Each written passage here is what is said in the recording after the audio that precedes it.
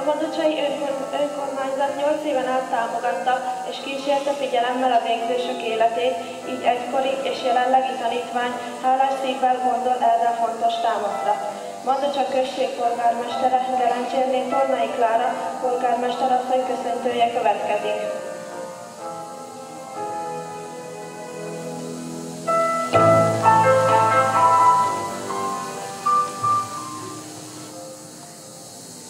Egymástól búcsúzunk, nem az iskolától, mert tudásra vágyunk és megyünk tovább. Szeretnénk megismerni a nagyvilágot és felfedezni még ezer csodát. Kedves búcsúzó nyolcadikosok! Eljött életetek egyik fontos pillanata, talán eddig életetekben a legfontosabb. De ahogy az élet egyre bölcsebbé tesz majd titeket, rájöttök, hogy későbbi feladatokhoz képest milyen aprónak tűnnek a gyermekkori fontos pillanatok. Mégis azt mondom, ne becsüljük le ezt a mai eseményt. Hiszen ebben a 8 évben olyan barátokat szereztetek, illetve olyan tanáraitok voltak, akik későbbi éveitekben példaképeitek is lehetnek. Most, amikor elvallagtok, az a szokás, hogy a ballagó diák vállára jelképként tarisznya kerül. Mert tarisznyát szoktak akasztani az emberek vállukra, amikor hosszú útra készülnek.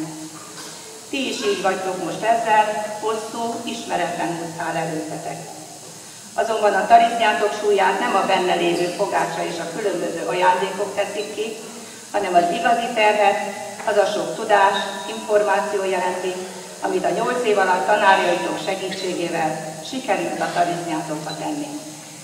Tehát az igazi ajándékot, amely örökre a tiétek marad, nem a ballagásotok pillanatában kapjátok meg, hanem szorgos, kitartó munkát igénylő 8 év alatt. Úgy gondolom, ebben a 8 évben jó helyen voltatok. Az itt eltöltött évek során számtalan élmény, tapasztalat, tudás, bátorság és még milliónyi boldog perc tett gazdagabbá titeket.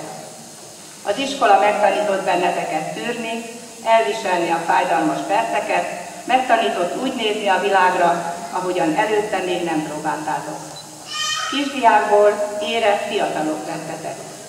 Ezért most mindenkinek nehéz kiszakadni ebből a már megszokott közösségből, nehéz itt hagyni a termeket, számotokra fontosabb vált embereket, és elszakadni az évek során kialakított környezettől, közösségtől és kapcsolatoktól.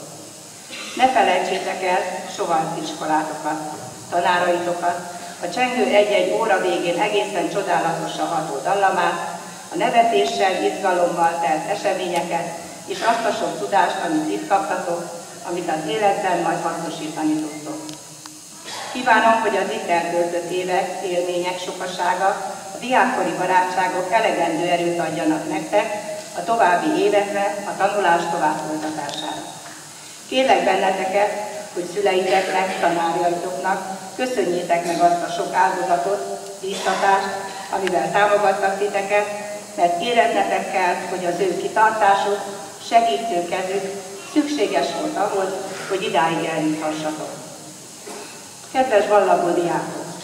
Gondolom, hogy sokat gondolkoztatok azon, hogy az általános iskola befejeztével majd milyen jó lesz egy ismeretlen helyen, nagyobb diákok között egy másik iskolában kezdeni tanulmányaitokat, ahol lehet egy kicsit nagyobb szabadságot is biztosítanak majd nektek. De ne felejtjétek, hogy csak akkor lesztek boldogok és sikeresek, ha önmagatokkal békében vagytok, és emelt fővel bátran tudtok a tükörbe nézni. Mert magamat mindig magammal viszem, bárhová megyek. Ez a legnehezebb dolog. Igaz, mások lesznek majd a körülmények, az emberek, akikkel együtt lesztek, de a lényeg ugyanaz marad. Önmagatok előtt kell becsülettel megállni, saját képességeiteket, adottságaitokat elfogadni, és úgy menni az úton tovább, hogy a kapott tudást kamatoztatni tudjátok. Mindenképpen számítsatok arra, hogy az eddigieknél keményebb tanulással előttetek. Így csak az alapokat kaptátok meg ahhoz, hogy az élet bármely területén elindulhassatok szerencsét próbálni. Az eredményekhez pedig elsősorban tudás szükséges. Majd tapasztalni fogjátok, hogy a tudást nem lehet ajándékba kapni, hanem szorgalommal, kitartással, sok-sok munkával lehet csak elérni.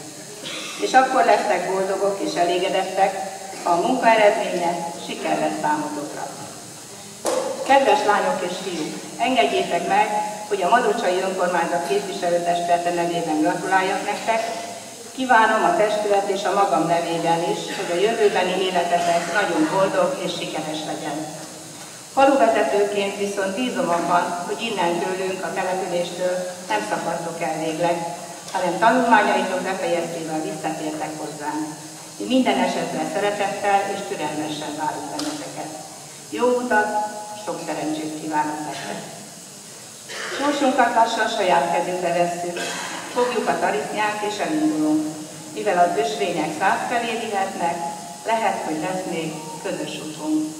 Most pedig kérlek benneteket, hogy vegyétek át az önkormányzat ajándékát.